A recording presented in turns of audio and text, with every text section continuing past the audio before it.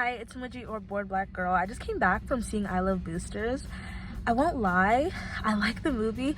I feel overall, I think I do like it. There were some parts that definitely I was feeling a little taken aback by, but I think overall I liked it a lot more than I expected to. I think I expected it to be a story far more focused on the main premise that I got from the commercials being, you know, the women are boosters and their design, or one of their designs, is stolen by Christy Smith, and then they decide to get back at Christy. But as you watch the movie, more and more characters are added, and it really is fun. Like, you start, I don't want to say necessarily start to forget that it's a movie. I was kind of cautious of the time, mostly because I didn't know how long it was. My assumption was like 1 hour 40 minutes, if not 2 hours. So I was kind of like waiting for this big moment to really get back at Christy Smith, or for Christy Smith to like become this big monster that is fought, but that did not happen. But ultimately, I think that a lot of the messages in the movie were very realistic, of course, were very real, and can be applied to different things. I like the aspects of mixing, I think it's like mixing up the media with, I'm pretty sure, the animated or claymation, spoilers of course, human skins. And I knew the skins. I wasn't really paying attention to the people that were being presented to us, you know, the I think the think tank people. I was kind of paying attention, but didn't really care about them. But obviously in the end it was revealed that, I don't want to say they're aliens, but they're human-like things or some type of creature that are using the human skins created by Christy. And that was an interesting aspect. I was not expecting the human skin aspect to turn into that, but it was interesting. I thought that the $100 suits were going to be like fur suits, or just like stupid expensive suits, expensive solely because Christy says so, solely because she designed them, but they were human suits. And it made me kind of question if Christy herself wasn't human. So I was expecting, you know, a situation where they would use the teleporter deconstructor situation, no accelerator machine on Christy, it should become this huge, actually violent monster to represent, you know, what she actually is, since like the protest became larger worldwide protest. But it didn't really happen that way. I think it kind of definitely put Christy and, oh my god, what's her name, Cassandra, or was it Corvette? Because I thought her name was Corvette for a lot of the movie, and then I feel like I was kind of getting mixed up. But I feel like it kind of put them on even playing field, sorry, my key, to be like, yeah, Christy is definitely wrong and she is stealing from these designers, but she's not like a full-out monster, which, I don't know, half and half, debatable. All in all, it was fun. The part with the guy in the romance, I was so happy that she did not end up with him. Thank God! He was, when we first saw him, I was like, okay, I already know. But I look at him, I already know. But he was kind of funny, him being a model for Ross and TJ Maxx. I felt a little called out, bitch, fuck you. I just don't even try to be like that. But I was like, I shot there. You're a model. So yeah, I was not liking him. I was not fucking with him, I'm sorry. So, and then the whole scene with him being a demon, I was like, because that scene was long, I was just like, what's going on? It felt very uncomfortable. It was just not it. And there was a lot of, there was a lot going. There was a lot of sex. There was not like that much violence, I won't lie. The characters, the actors were fun. I enjoyed Keke Palmer, of course, Will Poulter. I don't know many of their names, unfortunately. And the beginning scene itself is so fun. We're with her at the club with the guy. He's like, oh, I'm size 12, and they go back, and he's like, we're not fucking? And he's, of course, like, okay, whatever. Getting my shit, bitch, I'm going. And then she's like, do you want shoes or not? Like, I have good prices. And she's like, yeah, size 10. Yeah. But I think I kind of got a little bit lost in the movie, or was a little bit more biased. But I think that it was nice that the movie was able to put in so many important pieces, including the factory workers and their own story. And the way they showed it was so interesting. It felt like a TV show with a whole bunch of different clips, and it was really nice. Like, it felt really nice, like a whole bunch of different projects piecing together. Maybe that's why, because I was gonna talk trash a little bit, because you know the joke where it's like there's so many different studios at the beginning of the movie. There were a few different studios at the beginning of this movie, so I was kind of like Okay. Okay. I didn't know. I was semi hating, but ultimately I think that they all came together and they made a really good project. And I liked the song in the end, when she was singing to Cassandra herself.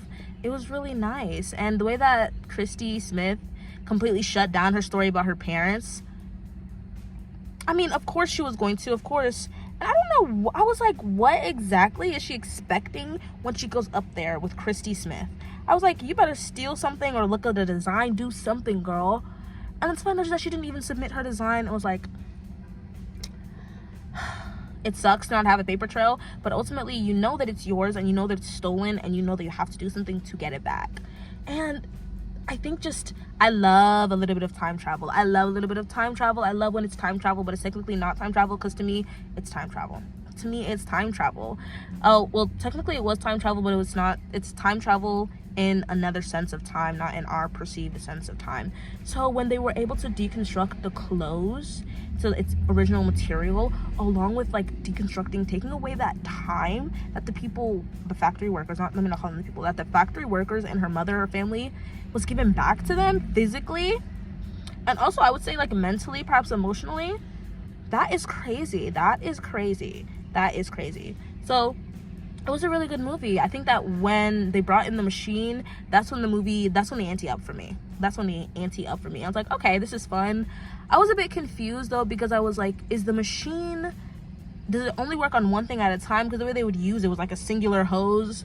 And I kind of wanted to see a circumstance of where, like, you know, the machine would shoot on them and we would see them transform in real time.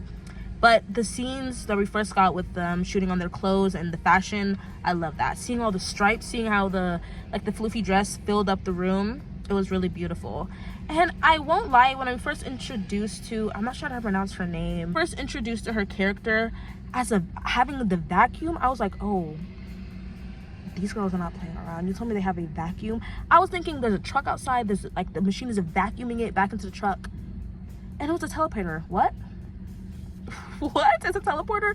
But ultimately it's true. Like, don't think that these industries simply stop at where they begin. No, I'm not saying that they're building teleporters, but I'm not saying that they're not building teleporters. So it was just fun. At first I was like, what's going on? Like, we just met her character randomly and she doesn't even have anything to do with anything, and we saw the little screen on her forehead. But then I was like, okay, I like her. Like, that's my sister. That's my sis. Like, and her mom was cancer free in the end. Bye. I like this movie. It was good. It was a fun movie. I think I would want to buy it myself, that way I could skip through the parts that I don't like. But all in all, I like this movie a lot more than I thought I was going to. I'm happy that I saw it. Will I see it again? I don't know. Probably not in theaters, but ultimately it was a good movie. I'm happy that I saw it, and I need a deconstruct. Whatever that teleporter machine is, I need one. It's crazy I did not mention this, but I feel like that's how like all over the place my mind was about this movie. The fashion, oh, I loved it. I loved the outfits. I loved the clothing. I think it was so nice to see their fashion in and out of doing the boosting. Seeing them as themselves, it was so cute, because they have nice clothes. They have nice fashion. Like, I like their outfits. It's cute to see them like in different things. I think the one specifically where Corbett or Cassandra, after the job interview at Metro, I liked her outfit with like the patterned socks and the skirt. That was cute. And especially after they met her and they started boosting on her, that little montage, I loved it. I loved the robbery montage. I loved like I love the movie visually. Like the way, like the different showings, I guess different way that we saw the Metro stores. It was so funny when they had the armed police officers. It's not funny. When they had the armed policeman and it was like a vault, it reminds me of like old animations. Like, I don't know how to describe it. It felt really nice. It was nice to see. It was nice. I like this movie. There was definitely some parts that I like want to skip and fast forward, but it was a good movie. It felt like a classic movie. It was nice. So yeah.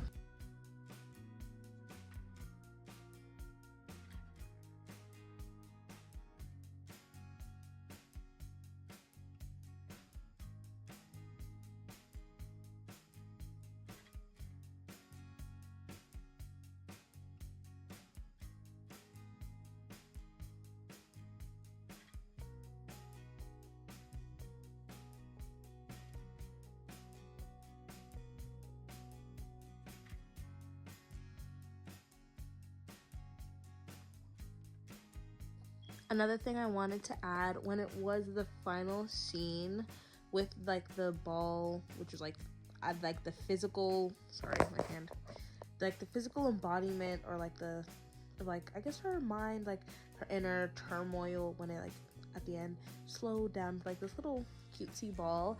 I won't lie, I thought it was going to reveal itself to be like one of her like candy suckers that like probably fell down and like, you know, got dirty over time and became a bigger and bigger problem. But it was just a random ball.